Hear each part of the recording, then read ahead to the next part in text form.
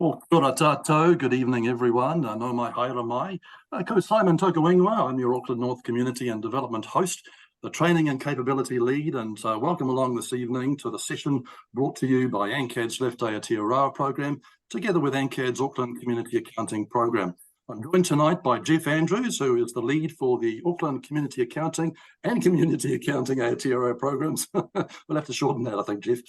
We'll be hearing from presenter Mark Spooner from Inside Accounting tonight, who will be sharing with us this evening on the topic of the role of the Treasurer. And it's a session really for new treasurers and those wanting a bit of a refresher. So far, I can let you know that there have been about 150 or so registrations for the session. We're thrilled and really hopeful that as many as of you who have registered are able to make it this evening. So we welcome folks who are joining from right across the Motu, including Auckland, different parts of Auckland, Whangarei, Whanganui, Wellington, Wanaka, Dunedin, Napier, Nauru-Wahia, the Coromandel, Nelson, Hamilton, Christchurch, and many other places in between. I won't go over them all. So welcome, everyone. It's great to have your company with us this evening. Our aim, as always, with these sessions to make them affordable and accessible to many in the community. And we're able to do so through funding support from the Tyndall Foundation and Foundation North and Four Winds. And so we acknowledge and thank them for this. You'll be able to write any questions you might have as we go along in the Q&A box found on your Zoom toolbar. We'll find an opportunity somewhere toward the end of the session when Mark's finished presenting, just for Mark to respond to as many of those as we possibly can in the time that we have. So look, folks, we really hope you enjoy the session and become more informed and inspired, which is really what those two I's and that word lift stand for. The session will actually be recorded. And we'll make this available to everyone afterwards. And Mark is very kindly also going to make the slides available to all afterwards as well. So feel free to take any notes that you may like as we go along, but just know that we'll send the slides to you as well. I'll try and email those out to everybody tomorrow. And I'll also include a link to a very quick feedback survey we would love for you to complete as well. It just helps us with accountability and, of course, course selection to come and improving where we can possibly improve. Before we start this evening, we'd like to conduct 2 poll questions for you to respond to, and we'll do another couple of quick polls throughout Mark's presentation as well, just to glean a bit of information that will be helpful for Mark, who will be able to direct the content based on the responses that we get, and also for you just to see where folks that have joined this evening sort of fit in terms of where the question asks. So the first question, let's get that now. I'll head down to the polls and we'll put it up and we'll go ahead and launch this. First question is, how long have you been, if you have, a treasurer for? So go ahead and respond if you can. You're not a treasurer right now, less than a year, between 1 and 5 years, more than 5 years.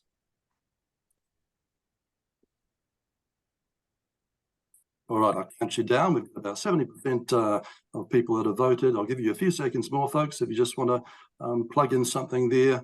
We'll count it down, 3 and 2 and 1, and I'll share the results, and away we go with those. All right, so folks, there's your first lot of results for poll 1. I'll stop sharing that. It looks as though there's quite an even balance there, Mark, and we'll come to you in a minute. Yeah. So you've seen that as well, so that's really interesting. All right, folks, let me go back, and if you don't mind, we'll just launch another poll for you here. And this one asks the question, how would you rate your own knowledge of accounting and bookkeeping practices? Are you a novice, you've got a bit of knowledge, or you've actually like a lot of knowledge, you're a bit of an expert? All right, fantastic. That one's being answered even by more people. That's great. All right, folks, we'll go 3 and 2 and 1, and we'll stop sharing in the poll. And I'll share the results with folks, and here we go. There are lots of people who have some knowledge, quite a few that don't have quite a lot, and there are some that actually have quite a lot as well. So thanks, folks, for that. I'll stop sharing that, and that's great. So I'm now going to hand over to my ANCAD colleague, Jeff Andrews, who's the lead for the Auckland Community Accounting and Community Accounting Aotearoa programs, to introduce our presenter tonight, Mark Spooner. Thanks very much, Simon.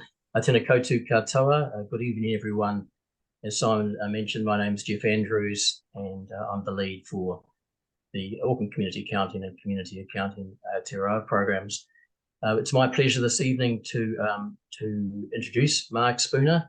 Mark's a chartered accountant with his own successful practice in Takapuna in Auckland called Insight Accounting Limited. Mark has a number of not-for-profit clients, so he understands the unique requirements and the challenges of the charitable sector. In addition to his busy practice, Mark has volunteered for the past 5 years as a mentor and guide to Massey University accounting students on the Community Accounting program. Mark has the ability to deliver accounting information in a language that non-accountants can understand. So over to you, Mark, and welcome. Thank you, Jeff, for the introduction. You've stolen my thunder mostly because I've written up exactly what you've pretty much said. That yes, I am a chartered accountant, but I haven't always been a chartered accountant. I didn't retrain until my early 30s. So I won't say how long ago that was because I'll give too much away. But before that, I was trade qualified. Well, I am trade qualified as a butcher, and ended up running my own stores for several years. So, you know, I've worked in the private sector and in for-profit organisations for years, and I really enjoyed the accounting side of the business, but I never really understood it very well. And so eventually, I call it my early midlife crisis.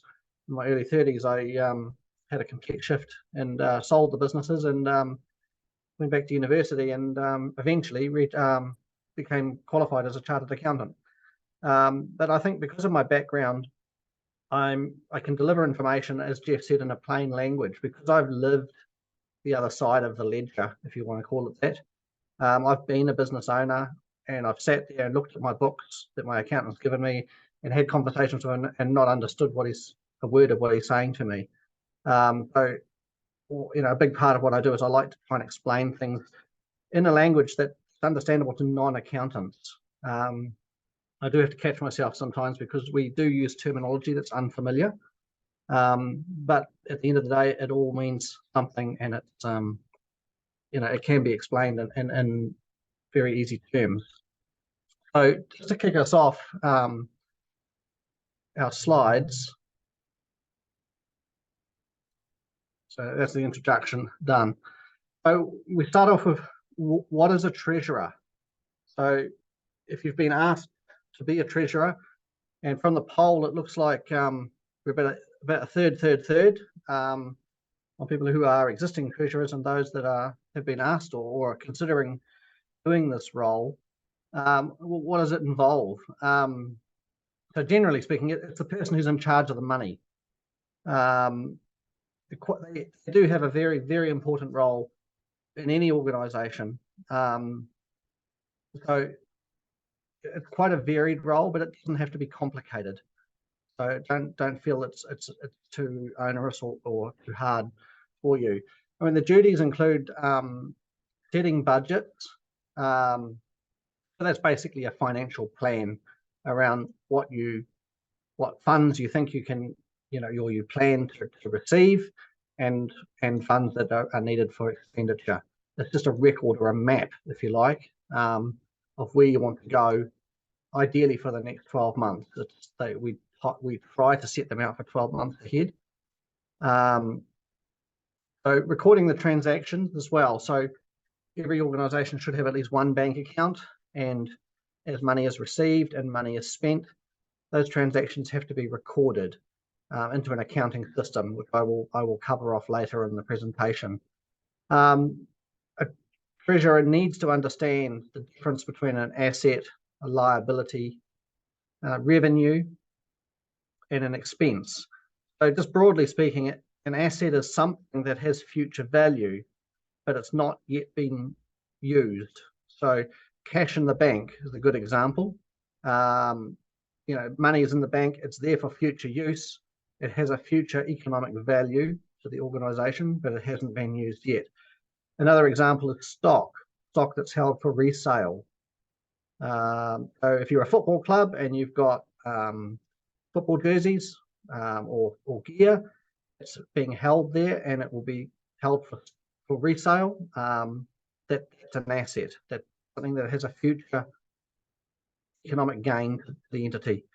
On the other side of an asset is a liability. A liability is it's a future financial obligation that has not yet been met. So, for example, you've received a bill for those football jerseys I just mentioned a minute ago, but you haven't paid that bill yet. So it's money that is owed. It's a liability.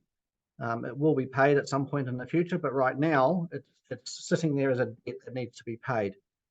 So those two items, assets and liabilities, they feature on what we call your balance sheet, which I will cover off later on. Revenue, well, revenue is money received or money earned.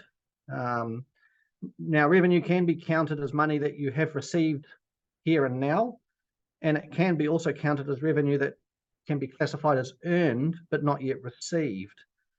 So an example of that might be where an invoice has been sent out for subscription, but the money has not yet been received. But in the accounting world, we still count that as revenue. On the other side of revenue, you've got expenses. So expenses are costs that have been paid. For example, if you're renting the football club, I just mentioned in the earlier example, if they have to rent the club rooms or the grounds, and they pay rent to use them, that's an expense, or interest paid on a loan. It's interesting that, well, I find it interesting, but a liability, something that has not been paid, but it will turn into an expense when it is paid. So, for example, the rent I talked about before, if rent is owing at the end of the month, but it hasn't yet been paid, it's a liability, but once it is paid, it becomes an expense of the entity. Other areas that a treasurer will be in charge of generally are funding applications or grants. Some organisations outsource this function. There are some very good people around that can handle this for you, and naturally they charge for it, but generally their costs are worth it. But you've got to be reasonable size to go down this route. But if there's no one outsourced to do it, it falls on the treasurer's shoulders to do it. Okay. And internal controls. Now, internal controls are there to reduce the risk of fraud or theft. And it sounds quite daunting. Oh God, what's an internal control? But they really can be something as simple as 2 signatories on a bank account. A treasurer will almost always have access to the bank account, but they should never have the sole authority to spend the money on the bank account.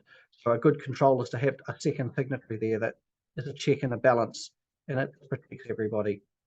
So next, the internal duties, also part of the role of the treasurer. They provide financial information to the board to help them make informed decisions. So a board, depending on the size of the organisation, can be made up of half a dozen people. You'll have a chair of the board. Depending on the organisation, you can have, if it's a sporting organisation, you can have coaching on the board. There really isn't any limit, but they record the bank transactions and then they provide the reports to the board. Okay, I've doubled up a little bit on this internal duties slide, but the reports that a board would like to see, what we call a profit and loss report. And a profit and loss is simply a record of money received and money paid for a given period. If the board meets monthly, then a monthly report of how much money the organisation has earned and how much it's paid. The balance sheet. Now, I mentioned the balance sheet with assets and liabilities. A balance sheet, the easiest way to describe a balance sheet is it's like a photograph. It's a snapshot in time on a given date that explains what the organisation owns and what it owes. Simply, that's as simple as it is. The balance sheet will change from day to day depending on money received, money paid, bills that come in. But at the end of a reporting period, so at the end of a month, if you're reporting monthly, it's how much money have we got in the bank on that day, how much money is owed to us on that day, how much money do we owe to other organisations, and any loans or grants that have come in and the money has not yet been spent. That's where it will sit on the balance sheet. And finally, a budget. So I mentioned budgets earlier in my earlier slide. The plan. Okay, so if you have a budget that's in place, which is a plan of how much money we're going to receive and how much we're going to spend, and then we're reporting the actual results for that month, and we compare how much money do we plan to receive, how much did we actually receive, how much were we planning to spend, how much did we actually spend, and are we ahead or behind or about where we thought we were with budget. It's as simple as that, really. Internal controls, I'll come back to them again. The policies and procedures, they just ensure that money can't be misappropriated. Okay. The simplest one is having 2 people on a signatory on a bank account. And also, your organisation needs to have its own bank account. That on its own, it should never be sharing a bank account with one of the board members or any other person. It should be standing on its own.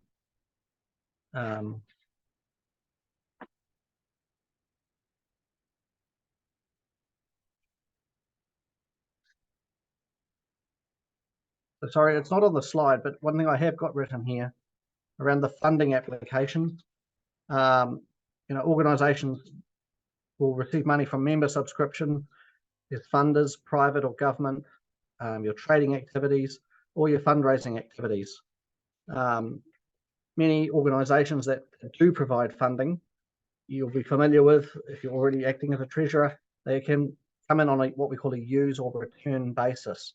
So you've applied for funding for a specific purpose, and that money has been received for that purpose, and it has to be spent for that purpose. And if it's not, then by a given time frame, normally it needs to be returned back to the funder. This is where an accounting system is critical to record that money coming in and where it's been spent. Okay. Moving on to reporting requirements. So when I talk about reporting requirements, I'm talking about external reporting requirements. So I talked about reporting to the board, where you have a profit and loss, a balance sheet, a budget. One thing I didn't mention, sorry, I'm jumping around a little bit, is a cash flow statement. So cash received and cash paid. Not all organisations have those. It's really just the bigger ones. But this slide, I'm talking about external reporting requirements for charities or not-for-profit organisations in general. If you're a registered charity, you must file your return, your annual return, with the Charity Services Register within 6 months of your balance date.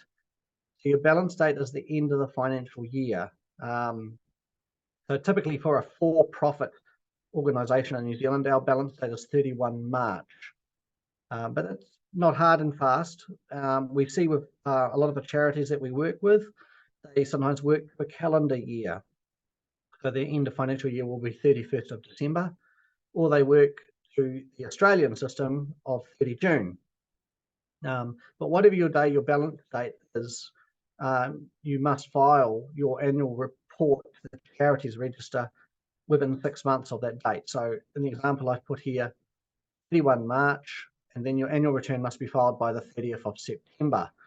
So if there's anyone out there that has a 31 March balance date and they haven't filed yet, you have 10 days to get onto it. Okay. So under the charities,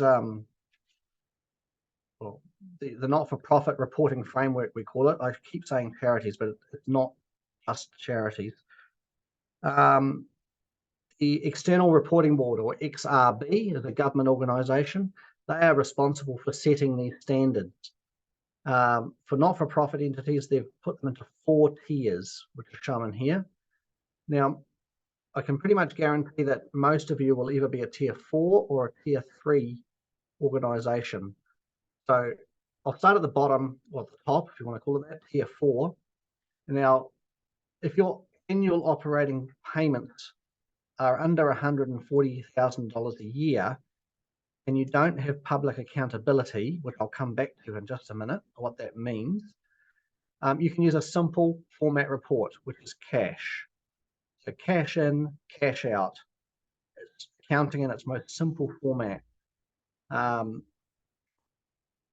if your operating expenses or operating payments are over 140,000 a year, but under $2 million a year, you can still use the simple format report, but it's an accrual basis, not a cash basis.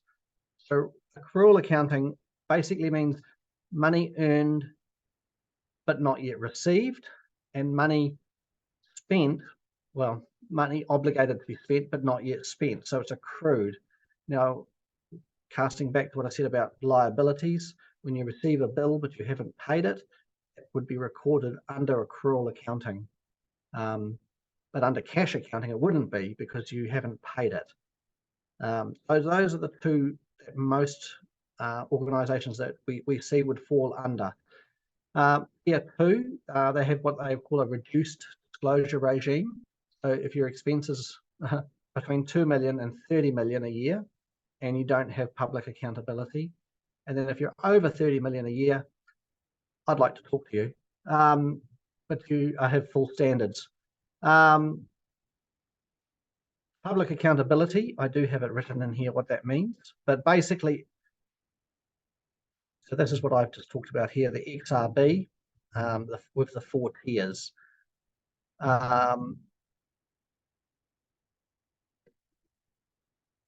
We were going to run another poll here at slide 8 in a second, but so public accountability, basically it means if you receive money and hold it in a fiduciary capacity, which means you hold it on behalf of other people. So there's not many charities that have public accountability. Banks have a lot of public accountability because they receive money on behalf of other people, and they should be able to pay it back when they want it back as deposits. Finance companies, anyone that receives money from the public and holds it on their behalf has public accountability. So that's pretty much what it means. But now I've talked about charities and those that have to file under the charities register, but there's also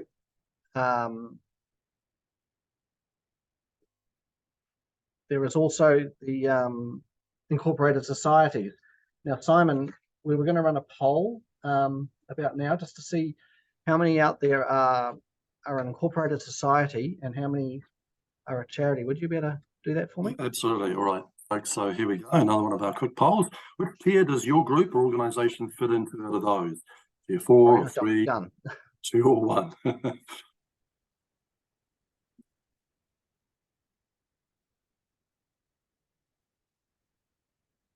Okay, and here we go. Counting down 3, 2, and 1. We'll end the poll. Now I'll share the results. And there we go, Mark. There we go. Yeah, sorry, I've jumped the gun on the poll. That's the next poll I was talking about. But so 76% of everyone in here will be reporting under tier 4, and 22% under tier 3, 2% under tier 2, and nobody in tier 1. As I suspected, so most of us here will be reporting under simple cash reporting. The XRB has templates that you can download from their website that you can just pre-populate and then upload to the charities register. That website is on this slide at the bottom here. You can just simply jump in there.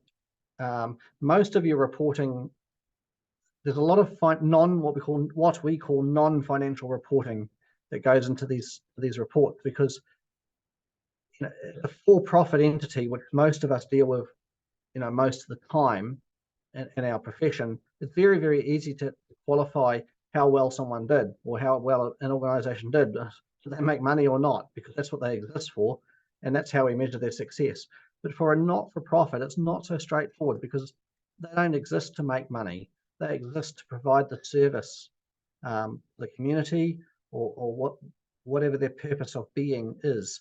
So success looks very different for those type of organizations. So these reports are designed for a lot of disclosure around what you did and how you achieved it, and the outcomes around that. It looks a little daunting to start with, but the first time is the hardest. And once you've got it done once, it forms a baseline for the next year after that. And it actually becomes relatively straightforward to do the reporting year on year. So getting over to slide 9, and we were going to look at incorporated societies, and that's where we had our next poll, which I had jumped the gun on. So Simon, I'm here back. All right, folks, this is the last poll for this evening, so I'll launch this one here, and if you wouldn't mind just filling out a response for you. What is your group or organisation's current status? Are you a trust or an incorporated society? Maybe none of the above, or maybe not too sure.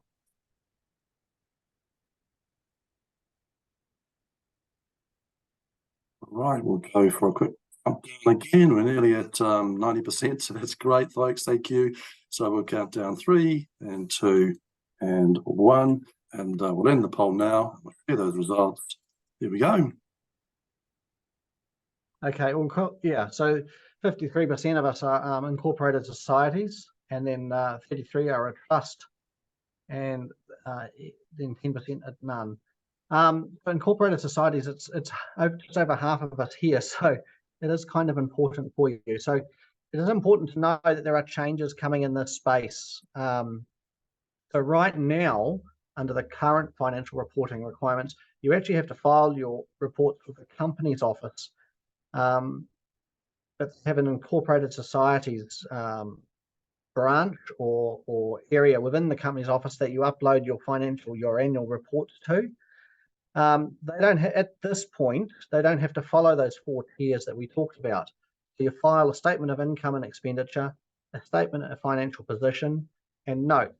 So income and expenditure, that's a profit and loss statement. It's just a fancy term for a profit and loss statement that I talked about earlier. So how much money was received, how much was paid. Likewise, with a statement of financial position, it's just another name for a balance sheet. So a snapshot in time at your balance date at the end of your financial year, and how much money you had, right, what financial assets you had, and what liabilities you owed, and what was the difference in between, and then the notes. So this is what it is right now, but like I said, it's changing. Okay, so the deadline for filing is the month that follows your AGM. So if you have an annual general meeting in July, then your financial statements should be filed by the 31st of August. Okay, and again, that's where you can find those financial templates, those financial statement templates at the XRB and there. But as I said, things are changing in this world. The Incorporated Societies Act 2022. So in April 22, the new act was passed. Okay, and then from May 22 to October 23, which is next month, they're being developed. The regulations are being developed to support the new act. And then from October 23 until April 26, 2026, you transition over to the new reporting regime. Okay, so once you re-register, it has to start using the XRB standards. So those are the tiers 1 to 4 that I talked about before. Okay, unless you qualify as a small society. I'll have to get back to you what the small society means. So basically, you'll be changing from what I just mentioned over to the 4 tiers. So an example of the financial reports that you file. So I mentioned that there's a lot of non-financial disclosure about what you did and the measurable outcomes that are non-financial. But for the financial side of it, the statement of financial performance or the balance sheet, the profit and loss statement, sorry. So we can't, what was funded and what did it cost? It's a pretty simple format. Revenue, so donations, fundraising, and other similar revenue. In this example, they've put 47,900 with a reference to note 1, and then revenue from providing your goods or services, and then any investment income, so from interest, money in the bank, dividends from shares held, or other investment revenue. It's all linked back to this reference here. In the notes that they provide more detail of these figures. So these are highly summarized at this level. Okay. So likewise of expenses, it references back to note 2. Okay. Expenses relating to your public fundraising, volunteer or employment related costs, costs related to providing goods or services, and a general other expenses. And then the final figure of a surplus or a deficit for the year. Okay. And then likewise, the statement of financial position, or what we call the balance sheet. So what does it own? What does the entity own, and what does it owe? Okay, so we always have assets at the top. So we have two areas of assets, what we call current assets and non-current assets. Sounds kind of scary at first, but it simply means a current asset is something that you expect to realize into cash within 12 months of the balance date, of the end of the financial year. So in this example, money in the bank, it's already realized, it's there, it's cash, so it's current, and it's available to spend immediately. So it's money that's available, it's current. And in this example, we have property, plant, and equipment as a non-current asset. So those are things that have value to the organization, but they won't be realized as cash or spent within the next 12 months. And then a total assets figure. Over to liabilities on the other side of the equation. So what is owed by so creditors and accrued expenses. So a creditor is simply someone that you owe money to. So using the football jersey analogy earlier, or example earlier, if you receive 50 jerseys and you have an invoice in your hand for them, but you haven't paid for it, that's a creditor, someone that you owe money to. Okay. Employee costs payable. So this could be wages that we're owing. Let's say for argument's sake, you have employees that you pay wages to of your organization, and paydays on a Thursday. The end of the financial year falls on, say, a Tuesday. You've got wages that you owe to the employees, but you haven't paid because they're not going to be paid until the following Thursday. That's where those figures would end up in this line. So, or another one would be holiday pay. So at the end of a financial year, if you have employees working for you, they're owed holiday pay, but it hasn't been paid to them yet. So it's an obligation that has to be paid at a later date. This is where we would record it. The next line item, I've put unused donations and grants with conditions. So I mentioned earlier about use or return, grants that are received on a use or return basis. This is where we would recognize that money. So let's say for argument's sake, you received $100,000 from Foundation North. They're a big funder of organizations like this. $100,000 on it with a use or return obligation on that. When the money comes into the bank account, we don't recognize that as revenue or money received because it comes with an obligation. So this is where we would recognize that money in here. And then as that money is spent, let's say at the end of month one, we'd spent $10,000 of it. Well, then we would remove $10,000 from here. We would bring the $10,000 into the revenue side on the profit and loss statement, and then also recognize the $10,000 spent. So they would all cancel each other out at the end of the day, but it's just how we account for obligation that has not, money that's obliged to be spent but has not yet been spent, if that makes sense. So yeah. And then finally, we have our total assets and total liabilities, which we call our net figure, and then accumulated funds, which is your balancing figure. So we talk about a balance sheet, it should always balance between this figure and this figure. 351,344, 351,444 in this example. Okay. And then finally, a statement of cash flows. So this is pure cash accounting. So money that has been received, where it came from, and then money that It can be received from operating activities. So that's your day-to-day donations, your fundraising, your other similar receipts. Receipts from providing goods or services. So if you're selling those football jerseys at the rugby club, and then interest, dividends, and other investment savings. So that strictly would fall into here. So I don't know why that's up in here. GST, so if you've had GST refunds, this is where it would come into here. And, oh, sorry, my mistake. So this is money out, money spent, because it has brackets around it, and then payments to suppliers and employees, money spent here, okay? And then cash flows from investing and financing activities would come under here. So if you received a grant to fund a new building, which is going to last for the next 50 years, that's where that would end up in here, okay? And then we have our balancing figure, the net increase or the decrease in cash, and that ties up to the change in the bank account. Our cash balance at the beginning of the period and our closing cash balance at the end of the period.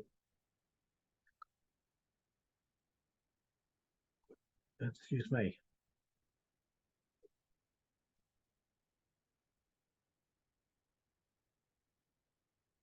So I'll move on now to accounting systems. I did mention that one of the fundamental duties of a treasurer is to maintain or operate an accounting system of such.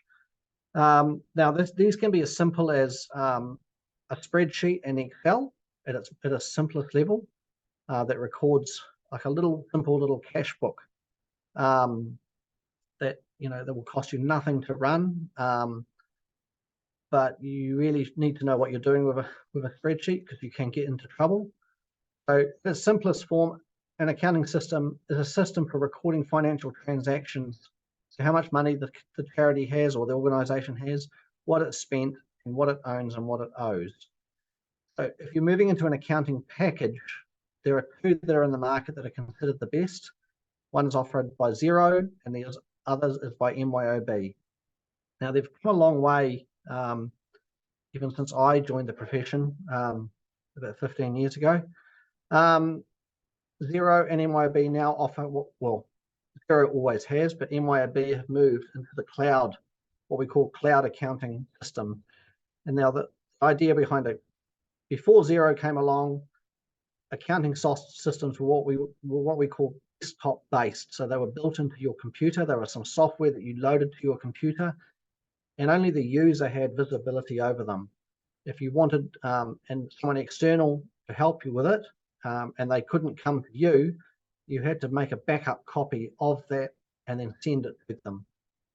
But when Xero came along, it was a game changer, because they were the first to the market in New Zealand with one single ledger, but hosted in the cloud. So not hosted on your computer, but hosted on their servers. And you have a login to that file, to that accounting system, and then other users can also have logins too, so they have visibility over what's going on within the system. They generally have, you set them up with different user permissions. So somebody may have, a treasurer will need full access rights so they can do everything in there. But other board members may have only what we call read-only access. So they can get in there and they can have a look, but they can't touch anything. They can't do anything. And that comes back to what we talked about, internal controls as well. So it does make good sense.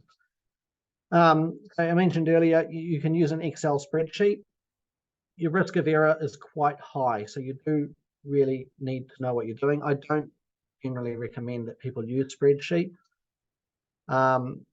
If you do require an annual audit or an annual review and you're using spreadsheets, I can guarantee you the auditor will charge you more, because the risk is higher and it requires a lot more work from them. So paying for an accounting system, it does make very good economic sense. Another advantage, it's generally reasonably easy to get funding from an external provider to pay for this sort of thing. It's a simple case of putting a budget together around what it's going to cost, any other and any other peripheral costs that go with that, and applying for that funding. So that's what all I have in here now. I can talk about accounting systems all day long, because we use them all day. But a shameless plug for Xero, our firm Insight Accounting. We are a Xero-based practice. We don't use anything else in the market, and simply because we can offer greater efficiency to our clients by using it. But I use it because I believe it is the best product in the market. MYOB had the market in New Zealand on desktop-based software, but Xero really pulled the rug from underneath them when they came to the market with cloud accounting. And now MYOB offer it too, but they are several years behind in terms of development. And so their software, in my opinion, is not as easy to use as Xero is. As a not-for-profit organisation, Xero will give you discounts on a monthly subscription. My understanding it's about 25% on that cost. But it will do all of that reporting for you. And those templates I showed you for the XRB, they are built into Xero as well. So you can use those as well.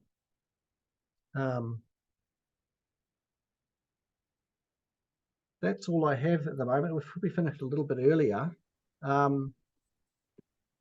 Yes, that's great, Mark. We've actually got some questions starting to come in, so that might be a great opportunity for you just to respond to some of these if you could.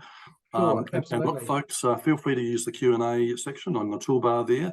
Okay. Look, we won't be able to stay here all night answering questions. We do have a time frame, of course, but let's see what we can do. So, Mark, the first one's there for you, if you can see them. The difference between a balance sheet and a profit and loss report. Okay, so a balance sheet, it's a snapshot in time at a given date. It shows what you owe and what you own. It shows your assets and your liabilities. Whereas a profit and loss statement is a record of what you've received and what you've paid. So money received, money paid. The difference between those two is either a surplus or in the for-profit world we call it a profit. But if the expenses are higher than the costs, than the revenue, then it's a loss. That is simply the difference between the two. They go hand in hand together. They are always shown together. And it's important because when a board is trying to make a decision on whether we can afford to buy something or we're planning to buy something, we need to know how much money we've got. And we need to know roughly, or accurately as we can, how much money we're expecting to receive in the next period and how much we're expecting to pay. Now, a balance sheet will tell us that because it tells us, how much cash have we got in the bank? But it also tells us what have we got in the way of debtors. The debtors are people or organisations that owe you money. So money that's owing to you will also go into the balance sheet as an asset.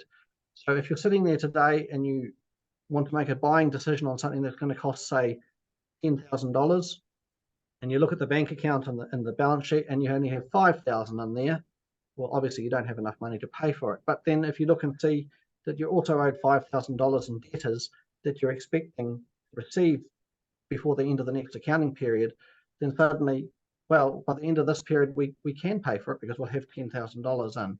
So it just helps the board make those decisions around buying and spending money, really. Thanks, Mark. Okay. Yeah, great. Now we've got some questions in here. So the next one here is what is the difference, somebody says, between a charities entity and an incorporated society? Oh, okay, a charity or a registered charity is, you can always find a registered charity on the charities register. So it's a government service website. If you just Google charities register New Zealand, you can search for any charity in there. Now, any donations paid to a charity that's registered are tax deductible to the donee. Whereas an incorporated society doesn't have charities status. So typically a sports club will be an incorporated society. That's what we see most of in our professional capacity. They are different entities, but they're both serve the same purpose. They're both not-for-profit organisations. Okay, I have a question here. How do I know if I'm an incorporated society? Well, you'll know if you're a registered charity by searching the charities register. But the incorporated society, you should go back to your source documents for when your organisation was first formed. Was there a trust deed, or was there any sort of document to state what was being formed here? Incorporated societies historically should have their reports filed with the charities, the company's office. So that's another good way to find out if you are an incorporated society, if you're unsure. Okay. So for charities that are also an incorporated society, you still have to file with the company's office. We've only ever filed with the charities register. That's a very good question. And off the top of my head, I'm unsure of the answer, but I know that going forward, you won't have to file with the company's office, because that is changing over to the new reporting requirements. Okay. Can you please recommend any good MYOB training companies in Auckland? Like I mentioned, we're a zero-based practice. I do know some firms that are or that do offer MYOB, and I'm happy to share their details with you if you want. Or another option would be to contact MYOB directly. I know they do training programs. I've seen them around. So that would probably be your best bet, is to go directly to MYOB and ask them. Okay. Is there a donation recording/reporting system that you would recommend? Can we integrate this with Xero? Now, another very good question. I haven't seen an external app that'll do this for you. But charities that we work with, we set up for them so your standard invoice template, we've altered a standard invoice template, custom designed one for donation receipts. So if somebody gives you a donation of, let's say for argument's sake, $50 comes into the bank account. Once it comes in, at that point, you generate a donation receipt, and then email that out to the people that are giving you that money. We find that system for the charity or the not-for-profits that we work with, it works very, very well. It doesn't cost anything extra than your Xero subscription anyway. There are likely to be third-party apps out there that will integrate with Xero, but I can guarantee you they will also cost money. But off the top of my head, I'm not aware of any. Okay. So how can you get your financial statements audited? As it's awfully costly for an incorporated society, but a necessary requirement to use an audit company to do this. Okay, yes, now another really good question. In my experience, audits are not necessarily required, but I know a lot of organisations that we work with do like to have them done because it does help support funding applications. It just adds another level of robustness to their financial reports. It's unfortunate, but audits are costing more and more money. There are political reasons for that, behind that. A lot of small audit firms are leaving the profession simply because of the compliance costs that are being placed on them. But one thing I would suggest, if you are concerned about the cost of an audit, is have a look at it, and do you actually need a full audit? Can you get away with what we call a review engagement? So a review engagement, it's like an audit, but it's a slightly lower level, and it does provide assurance to users on the robustness of the financial reports they're looking at. And because there's less work involved, they're often a lower cost. So that could be a good option for you to look at it. Many small audit firms that I know and that we've dealt with are leaving the profession. And it's sad because it does make it harder and harder for smaller organisations to get these audits. Okay, can we please talk about the process of setting a budget? Yes, okay, I didn't cover this, but Xero, if you have a Xero file, they have a built-in feature within them to create and set budgets. Now, you can download within Xero, you can download an Excel template that will be in a format that their system will read. You simply populate it with the figures that you have, and then re-import it into Xero. That's the simplest way that we know. In terms of setting one, it is a bit of a daunting process if you're doing it for the very first time. Where do you start? It's often the biggest question that we find. If you have reporting figures from the year before, that's always your best place to start. But if you don't, it's simply a case of just sitting down and starting with your costs. I always find is the easiest way. Because you pretty much know what they're going to be, or it's easier to figure out what they're going to be. And then once you've got those costs in mind, then you can start looking at, okay, how are we going to fundraise for this? How are we going to get this money in? Are we going to charge levies or subscriptions to our members? Are we going to start fundraising, or are we going to start looking elsewhere for someone to provide funding to us? I hope that answers that question for you. What about unused grant funding? So it will depend on what the conditions are on the funding that you've received. The funding that comes with conditions, they're never, well, often are not the same. Some might require you to spend that money within 12 months. Some might require within 6 months, or sometimes even longer. If it's unused grant funding, it sits in the balance sheet as a liability, as an obligation, because if you don't spend it, you have to pay it back. It can only really be used for what it was applied for. In some cases, I have seen with Foundation North, if you've applied for funding for one item and for whatever reason that hasn't come off, but you have something else come up that you would like funding for, you can go back to Foundation North and ask them, say, we applied for funding for this, but for reasons beyond our control, that's not going to happen. But we would like to apply that funding to this project.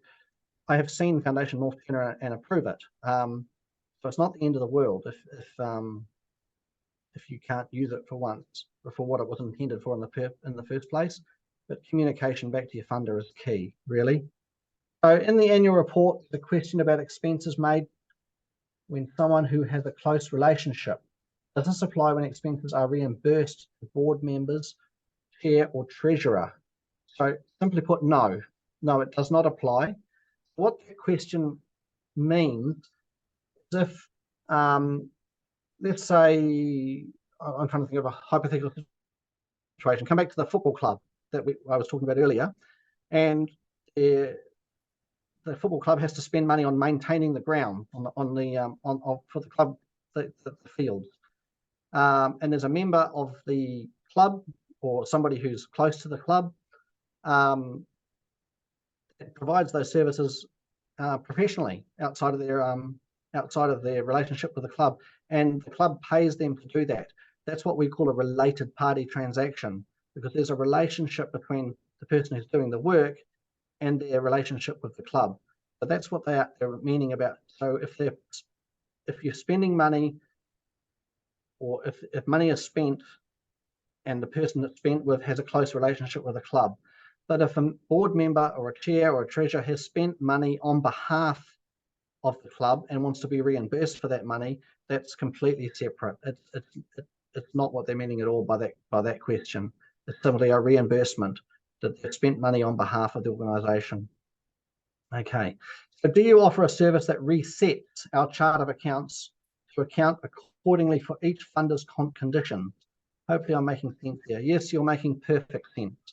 And short answer is yes, we can do it. I have a team here that we can look at your Xero file. I'm assuming you're on Xero, and I'm hoping you are, because otherwise I can't help you.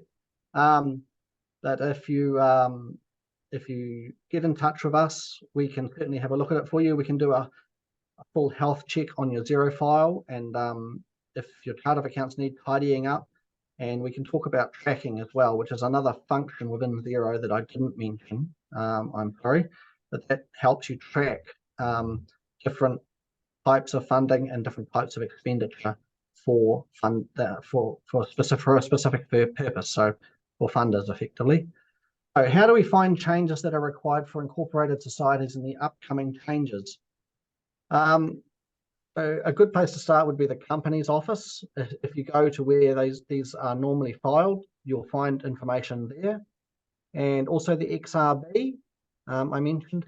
or just by simply Googling changes for incorporated societies, and a wealth of information will come up for you on that. Okay.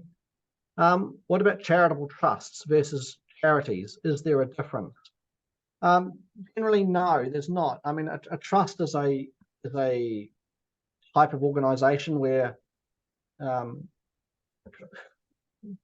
the risk of getting sidetracked, trusts are fascinating. At least I find them that, and that might be just the accountant in me coming out. But they go back to old English law, and they've been around for centuries.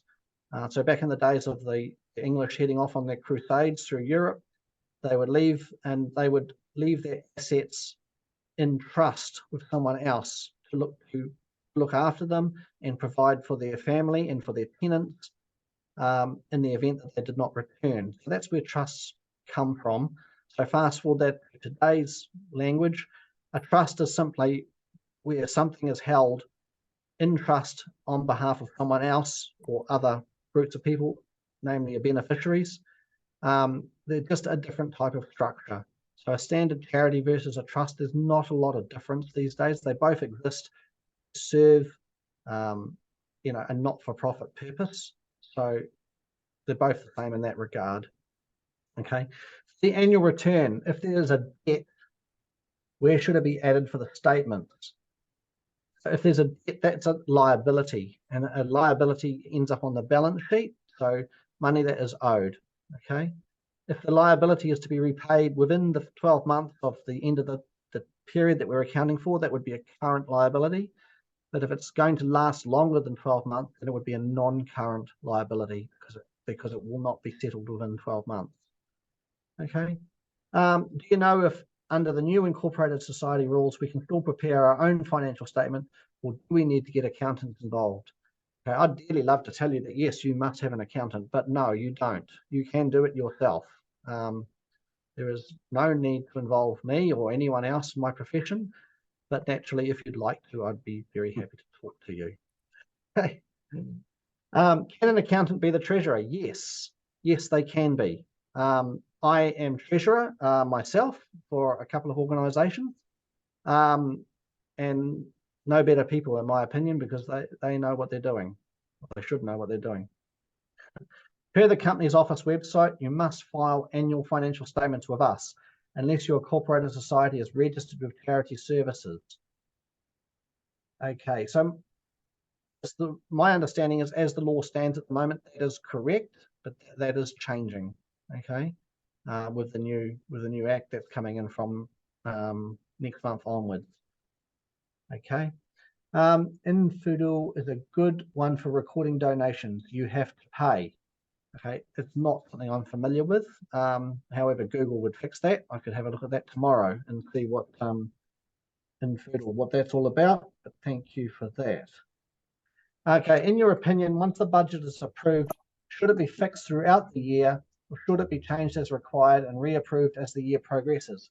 Now, that's a very good question, because generally speaking, they are not changed as we move through the year.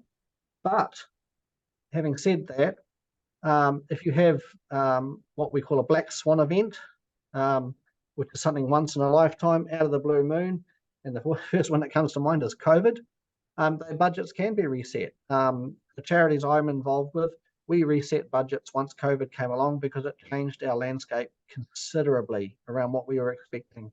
So the short answer is there's no reason why your budgets can't be changed as long as they're approved by the board. It is quite a lot of work to do it. Or another option you could look at is what we call rolling budgets. Now, I never talked about those because, budgets are generally set 12 months in advance, month by month, but they are set and forget. But a rolling budget rolls forward every month for 12 months. So let's say your budget goes from January to December, and when you get to the end of January, you add another month onto the end of December. So you're following January. So you're rolling forward all the time.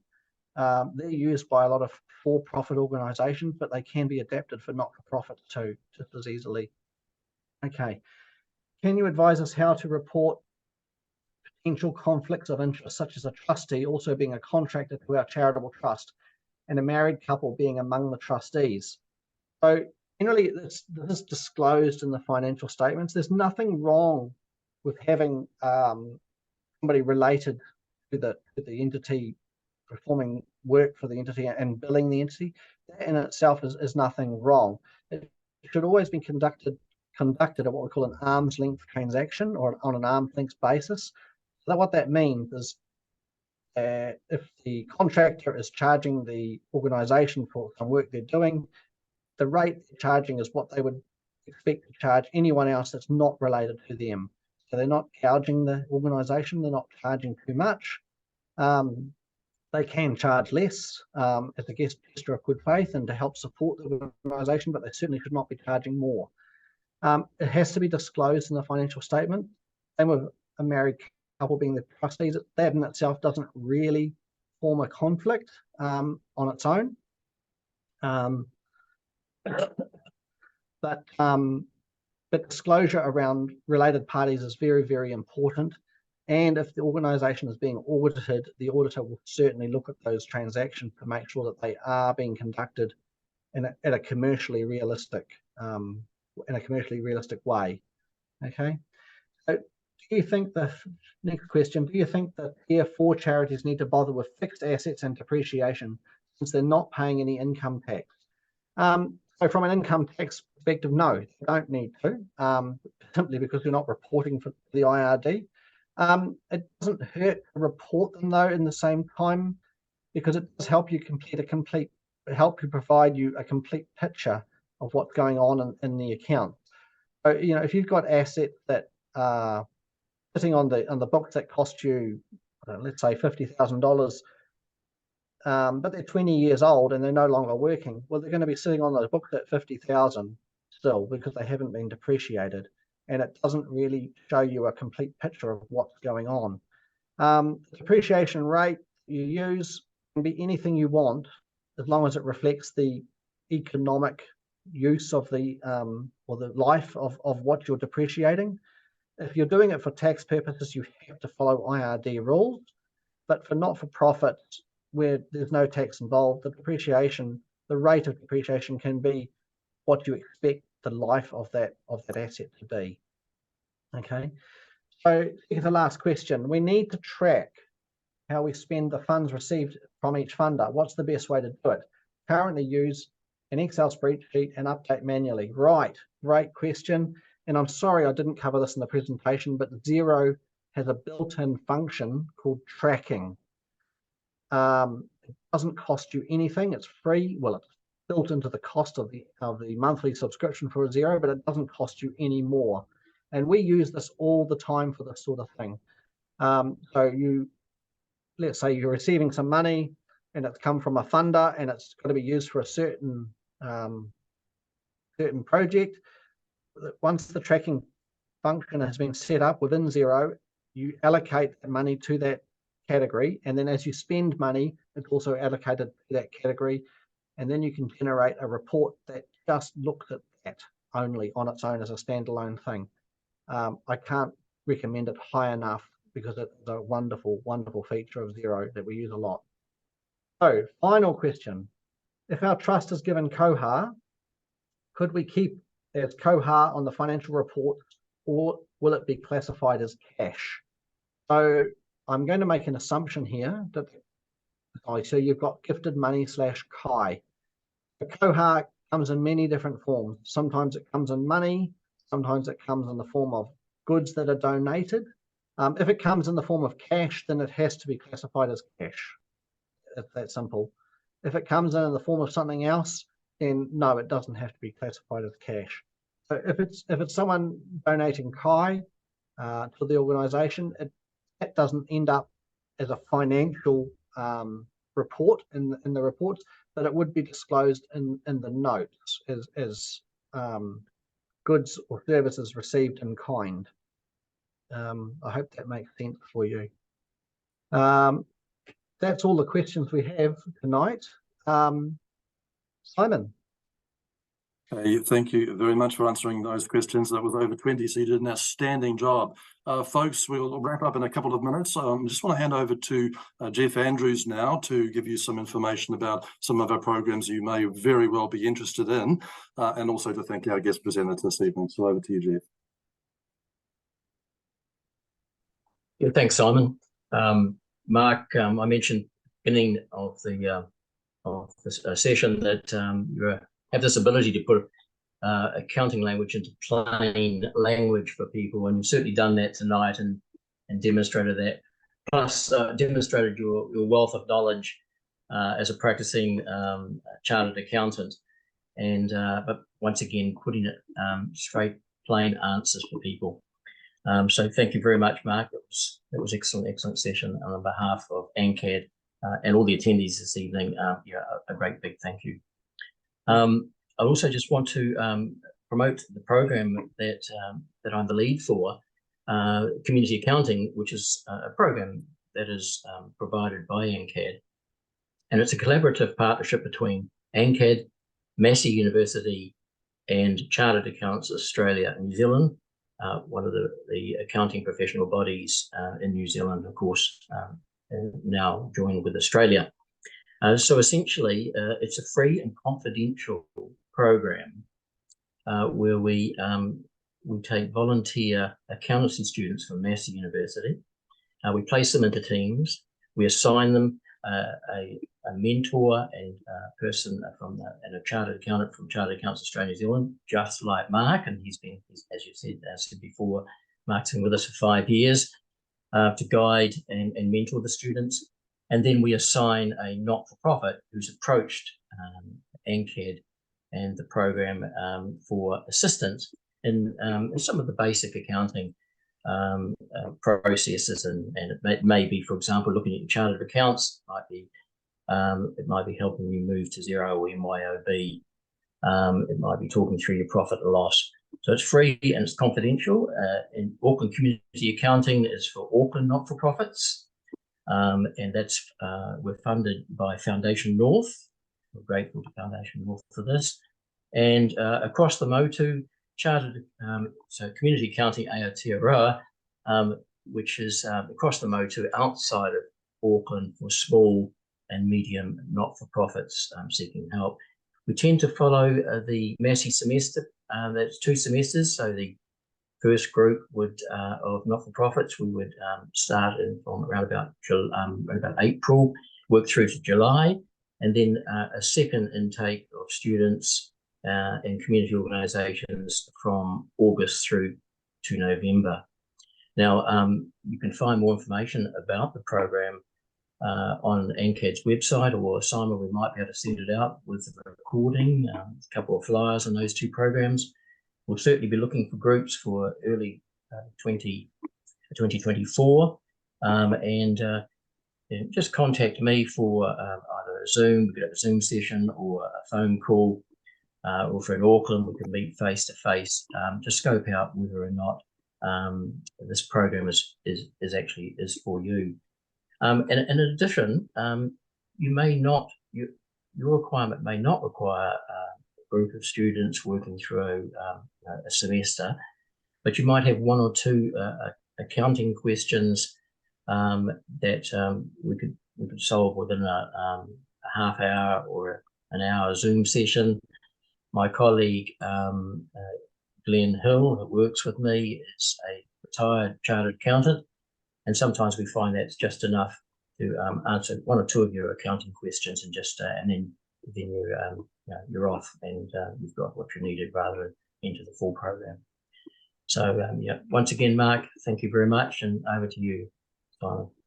Thank you, Jeff. Thanks, Jeff. Thank you so much, Mark. And look, thank you to everybody for attending this session this evening. We'll be running a similar workshop to this one, but this time as an in-person event on November the 2nd. We yet to decide on a venue, but either Central or South Auckland, and we'll produce more information about that to come as well. We'll be sure to let you know. For all the other sessions that ANCAD has made available on all sorts of topics throughout the year, simply head to the dedicated ANCAD training site found at lift.nz, liift.nz. I'll email everyone the slides from tonight with thanks to Mark again and a short feedback link too. That concludes the training session this evening. Enjoy the rest of your evening, everyone. I'll end the session for everybody now. Ka ha, nohora. Thank you. Bye.